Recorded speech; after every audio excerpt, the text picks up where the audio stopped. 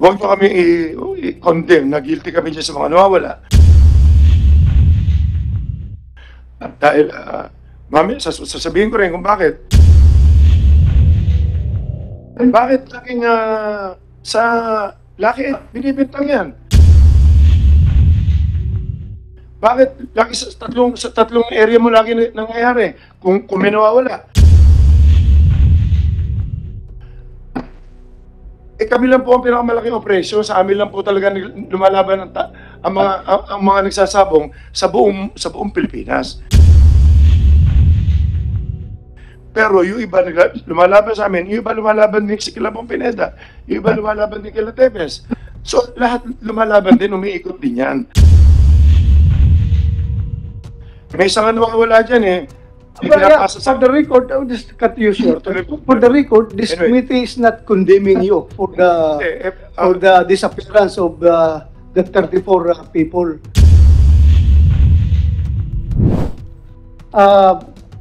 You're raising your hand, Mr. Charlie Atongang. Yes, Your Honors. Huwag lang masyado mahaba, ha? Yung, okay. Sasalita po ako sa dalawang bagay. As Lucky 8, inamin ko po, nasabi ko sa inyo, kailangan, pasensya ka, hindi ako narating noong nakaraan dahil kita niyo ang boses ko, tsaka lagi ako inuubo dahil nagka-COVID ako noong nakaraan. Pero, excuse me, negative ka? Negative. May side effect. Thank you. Anyway. Continue. As dalawang klase, Lucky 8 at saka as gaming consultant ng mga sugal. Makakapagbigay ako ng idea rin sa inyo. As Lucky 8, owner of Lucky 8, mamaya sasabihin ko sa inyo lahat to para magaydan lang. Parang ano na ang Lucky 8, parang ginano nyo na guilty eh. Hindi naman trial by publicity, papatunayan ko sa inyo na may conspiracy rito. Okay? Wala kaming kinalaman dyan, patutunayan ko sa inyo ang conspiracy. Tignan nyo muna, sino ang totoong may-ari ng Lucky 8? Ako. Hindi kasi pwede maging may-ari rito ang abogado kailangan dito. Ang kailangan dito, at least may gaming na alam ka, na maski sa anong sugal o power ka man lang sa gobyerno. Hindi ganon. Huwag na tayo magtago sa kalokohan. Maging totoo tayo. Gusto ko malaman, hindi ako mahilig sa pera. At hindi, huwag nyo nang kawawa naman ng PACOR, kawawa DOJ. Ako makapagpaliwanag kasi gaming, ako mapapaliwanag ko sa inyo. Sinisisi sila, kung talagang guilty kami, o kung talagang ititigil ko to, hindi kailangan itigil ang isabong kung talagang kailangan. Kung guilty ako, sasabihin ko sa inyo, kung guilty yung kumpanya namin, pero may papatunayan ko nga sa inyo na may conspiracy rito. Sino may-ari ng Lucky 8? Ako. Pag-aralan nyo may ito. Sino may-ari ng isang kumpanya dyan? The biggest, the longest gaming or gambling lord in the Philippines. Alam niyo na kung sino yan. 30 years na may higit yan. In fact, sinasabi pa niya na hawak niya mga presidente lagi. Sabihin mo kung sino. Huwag kang... Pineda, alam ko, bahala na kayo dyan kung sino man yan. Sige. At pang-my-level pa ako. Sige. Okay. Ang isang may-ari, congressman naman, kaibigan ko. Ang isang may-ari, ex-congressman.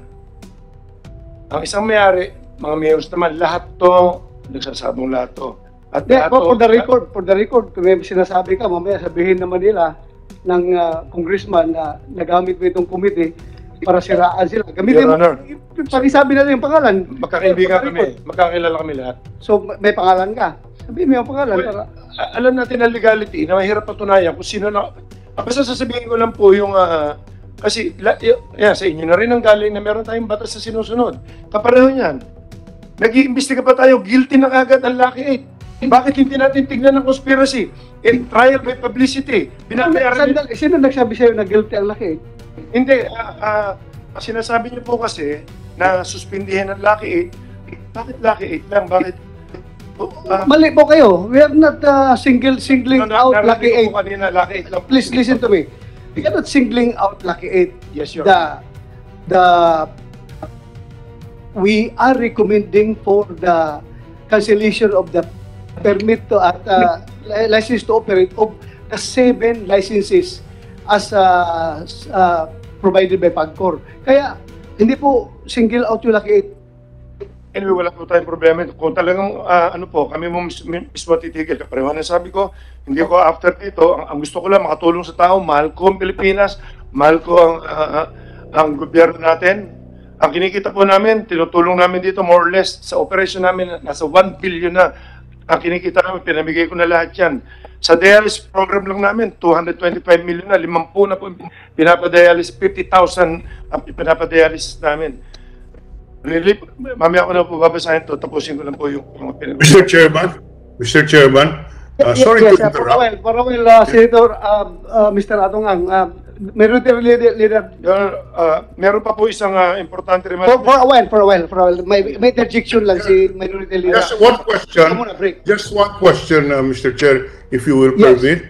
Since the resource person has mentioned that he is the owner, he admitted he's the owner of Lucky 8, he mentioned that there are other licensees. Would the good resource person be able to state on the record who are these licenses of Isabong? Yes, we can do that. Yes, we can do that. We can do that. Yes, if he can enumerate. Yeah, there is a request coming from Senator Drilon that yung sinabi mo mga pangalan, bigyan mo ng mukha, bigyan mo ng kung sino yung congressman, sino yung ex-congressman, sabihin mo na for the record of this committee. Kasi nagsabi ka naman, inamin mo naman na ikaw ang Lucky 8, then yung iba, pangalanan na natin. Okay, ganito. Okay. Please go ahead. Ang alam ko rito, 6 kami na magkakilala rito. Okay, number 1 ako. So, number 2, kay Bong Pineda. Number 3, kila Congressman Tevez. Number 4, hindi ko na alam yung mga kumpanya nila. Kay ex-Congressman Patrick Antonio. Number 5, kila Mayor Ella Nagaño. Number 6, kila General Cascolan, class 86. Masyadong mahirap, mabigat. Kung titingnan nyo ang conspiracy rito, makikita nyo itong laban na to.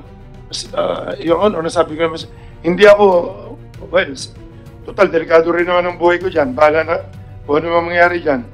Papunta na rin kasi sa senaryo na talagang gusto nila, kasi 90% sa income ng Sabong, sa operation, 90 to 95 kami yun. Dahil nasa akin lahat, members ko lahat ang buong Pilipinas na big time na Sabongero, kasi legit talaga na maayos lahat to. Nakita rin naman nila kung ano ang purpose ito, hindi lang gumawa ng pera.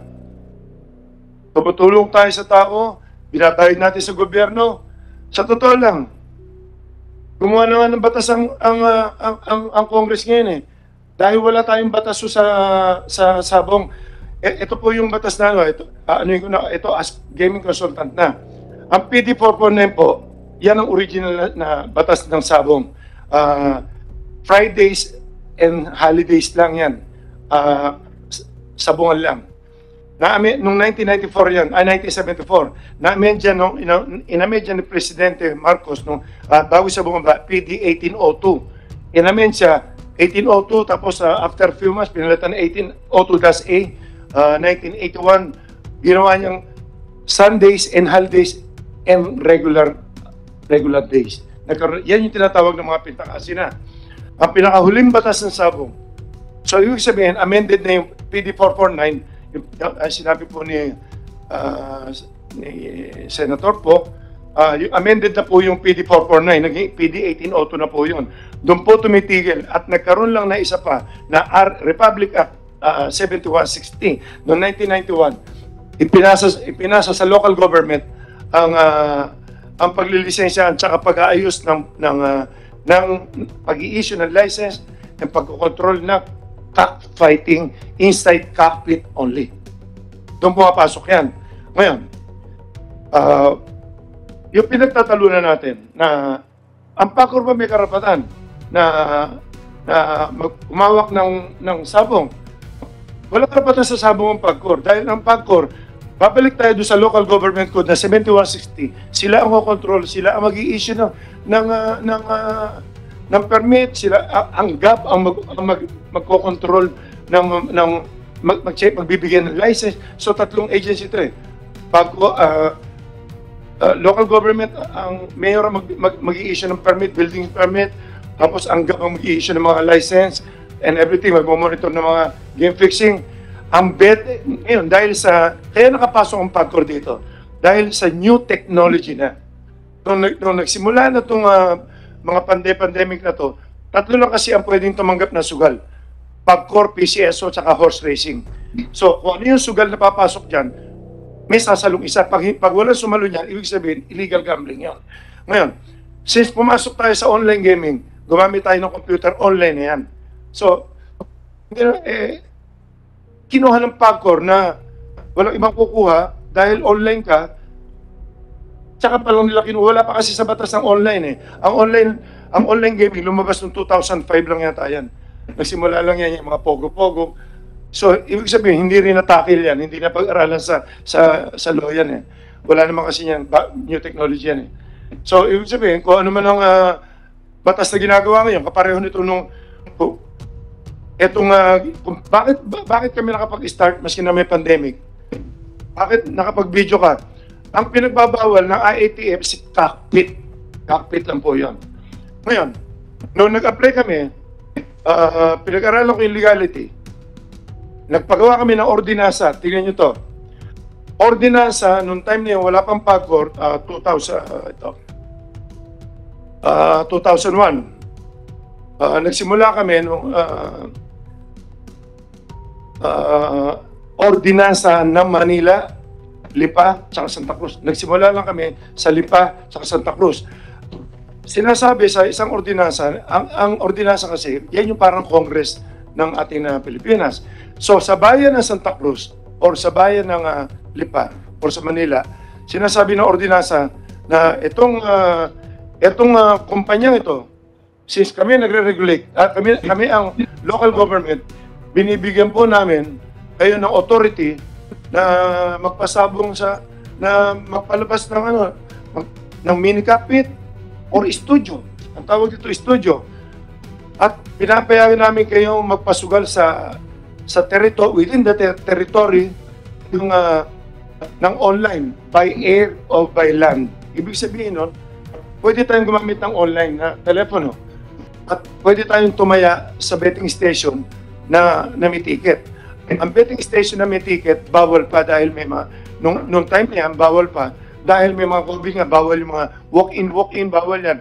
So doon kami nag-start, yung tinatanong ni Senator Tolentino, bakit nakapagsimula ang Lucky 8? Noong time nung panahon ng COVID, nagsimula kami July 15. Kung kukumpletuhin ko to, kukumpletuhin ko rin itong kwento to para makita niyo yung conspiracy.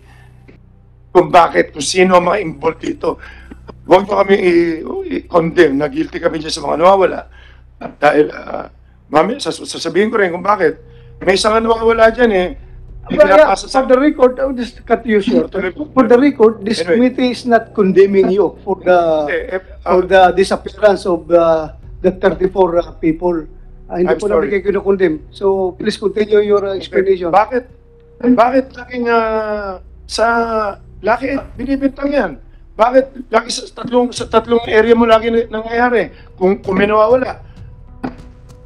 Kami lang po ang pinakamalaking operasyon. Sa amin lang po talaga lumalaban ang mga nagsasabong sa buong Pilipinas. Pero yung iba lumalaban sa amin, yung iba lumalaban din si Kilabong Pineda, yung iba lumalaban din kila Tevez. So lahat lumalaban din, umiikot din yan. I just want to make it clear.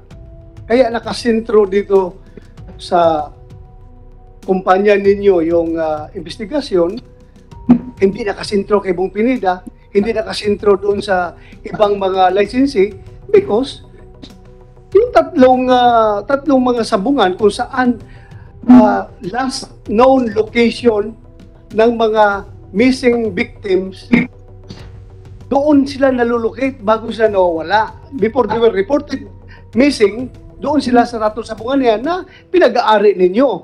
Kaya bakit naman namin imbestigahan yung ibang licensee na sa inyo naman yung tatlong sabungan? Kaya, klaroin ko lang sa'yo, we are not singling you out. This committee is very fair enough. Kaya nga, pinatawag ka namin to provide you an avenue to clear your name. Kung indeed, wala kayong kinalaman dito sa disappearance ng 34 na tao. Kaya pinatawag namin kayo and we're giving you the opportunity. But before you continue, please, I would just like to recognize Senator Grace po. For a while. For a break, muna break.